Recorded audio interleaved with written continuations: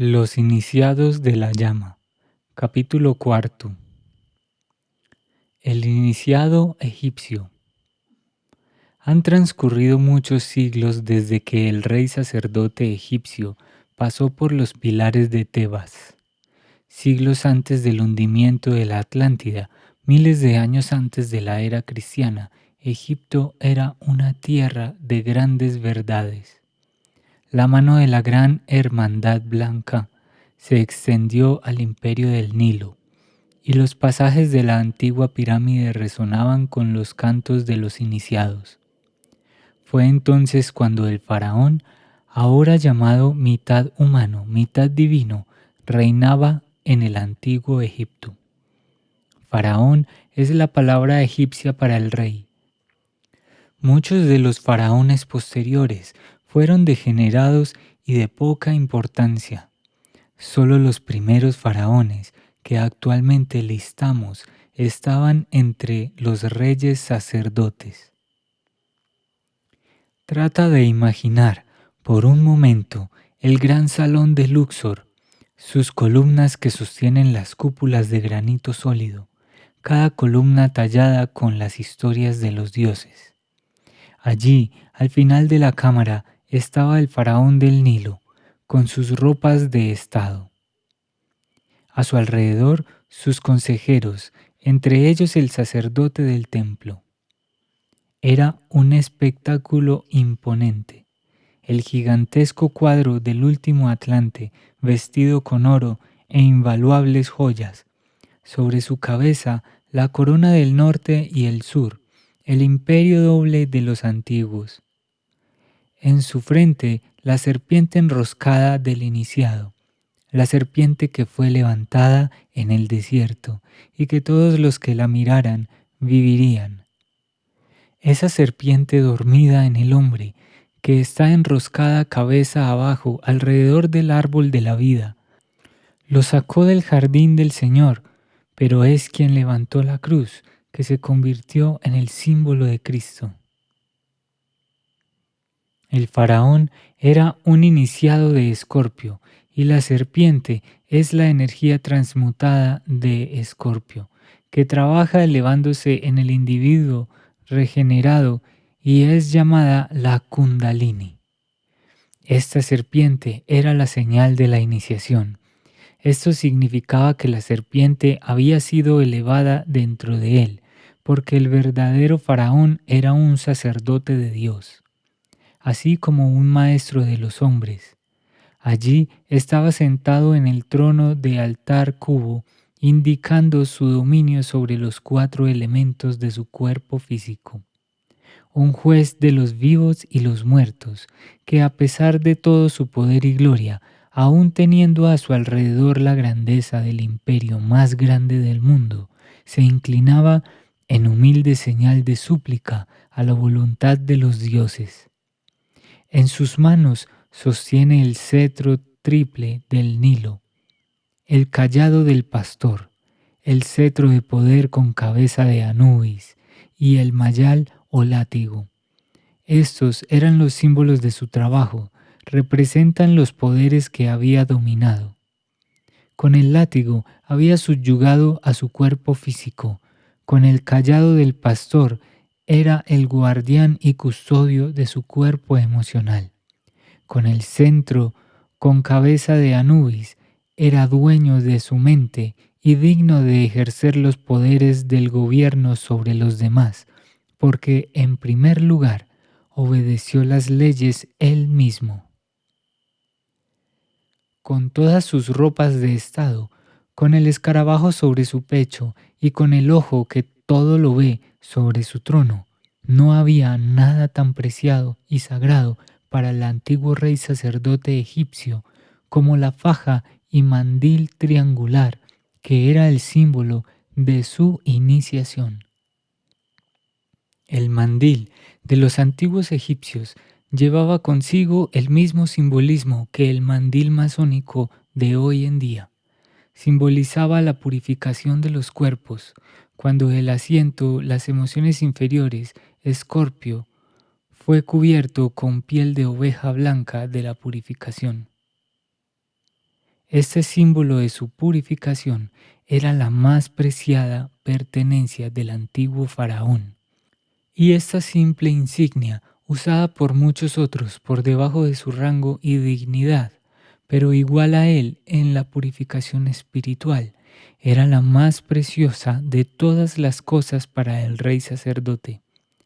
Allí sentado, escritos sobre él en palabras del iniciado, los símbolos de su purificación y maestría, un rey sabio de un pueblo sabio. Y fue a través de estos reyes sacerdotes que trabajó la divinidad, ya que eran de la orden de Melquisedec. A través de ellos se formó la doctrina que la degeneración no ha podido destruir por completo, lo que conocemos como el derecho divino de los reyes, divino porque a través de la espiritualidad y el crecimiento, Dios podía manifestarse a través de ellos. Ellos eran instrumentos conscientes en manos de un escritor listo, dispuesto y orgulloso de hacer el trabajo de las personas con quienes a través del conocimiento y la verdad se habían sintonizado. Sin embargo, llegó el momento, como en todas las naciones, en que el egoísmo y el egotismo entraron en el corazón del rey y del pueblo por igual.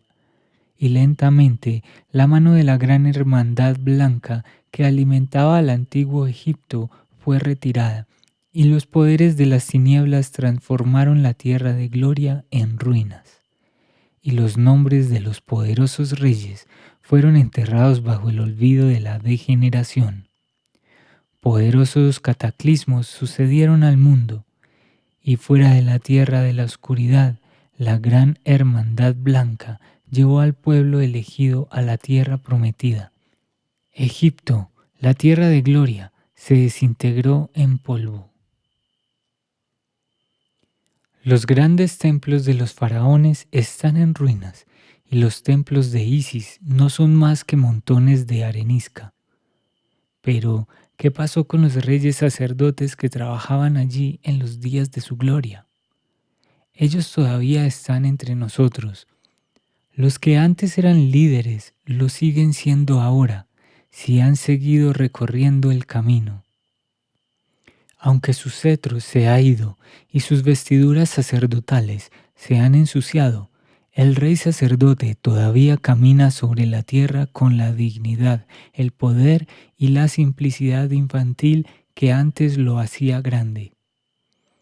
Ya no viste las ropas de su orden.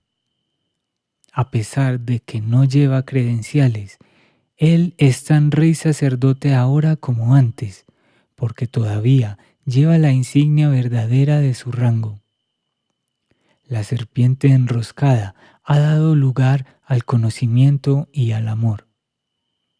La mano que concedió las riquezas del pasado ahora hace pequeños actos de amabilidad. Aunque ya no lleva los cetros del autodominio, aún manifiesta ese dominio en su vida diaria. Aunque los fuegos del altar en el templo de Karnak han muerto hace tiempo, el verdadero fuego aún arde en su interior y todavía sigue inclinándose en reverencia como en los días de gloria de Egipto. Aunque el sacerdote ya no es su consejero y los sabios de su país ya no le ayudan en problemas del gobierno, aún así nunca está solo, porque los sacerdotes de blanco y los consejeros de azul aún marchan con él y le susurran palabras de fortaleza cuando lo necesita. ¿Has visto personas que de alguna manera te agradaban sin importar las apariencias? ¿Has visto otras personas encantadoras a quienes odiabas a pesar de sus encantos? ¿Has visto personas cultas que eran tontas o impresionaban como tal, o personas que sabían poco y sin embargo sentías que eran sabios? Estas son las insignias, los rangos, que la pérdida del título o la posición no pueden destruir. Reyes con o sin coronas, no fueron títeres vestidos con oropel de mal gusto. y siguen siendo reyes y lo serán hasta el fin de los tiempos, y todavía manifiestan su rango, no por su superioridad y su cabeza alzada, sino por las cualidades del alma que irradian de sí mismos. Todavía irradian la pureza de sus vidas desde aquellos que se pusieron el mandil del iniciado, porque aunque ese mandil triangular con la serpiente dibujada sobre ella desde hace mucho tiempo se deterioró, sigue siendo la contraparte espiritual de ese símbolo la que irradian en sus vidas cotidianas, demostrando fuera de toda disputa que eran reyes sacerdotes y lo son hoy en día. Los encontramos en todos los ámbitos de la vida, en lugares elevados y abajo en el lodo de la vida. Pero donde quiera que los encontremos, siguen siendo los portavoces de los dioses, y a través de ellos llega la promesa a todos los que se esfuerzan. Ellos son los reyes, no de la tierra, sino del cielo.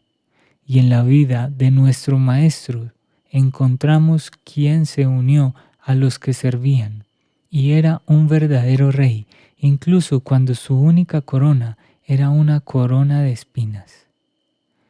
Todavía continúan las iniciaciones en la pirámide de Giza y el iniciado sigue recibiendo insignia de su rango. Antes de que el fuego arda en su interior, él hace sus votos y sobre el altar de su ser superior pone su corona y su cetro, su ropa y sus diamantes, sus odios y sus miedos, santifica su vida como un rey sacerdote y jura servir a nadie más que a su ser superior, el Dios interior. Sus ropas son su cuerpo, su corona es su vida, y en las calles de la vida está su trono.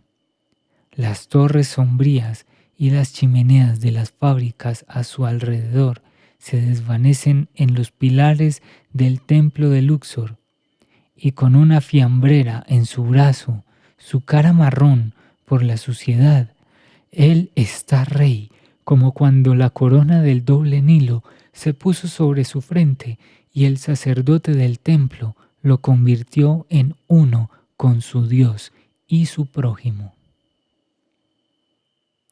La serpiente.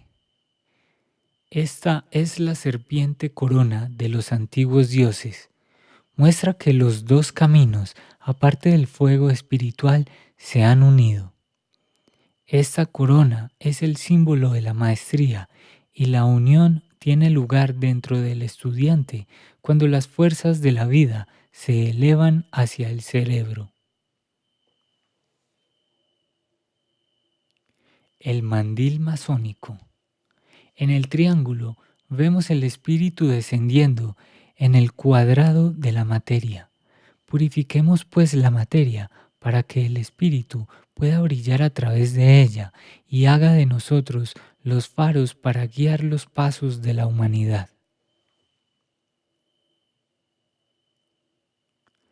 Los cetros de Egipto son los tres cuerpos que son las herramientas con las cuales tenemos que construir nuestro templo.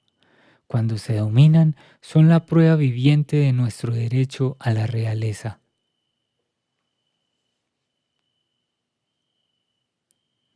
El escarabajo sagrado. De esta forma, los antiguos egipcios adoraban a Khepri, el sol naciente. El escarabajo sagrado era enterrado con los muertos como símbolo de la resurrección, porque así como el sol sale de la oscuridad de la noche, así el Espíritu Divino se eleva desde el cuerpo que ya no existe. La vida es eterna.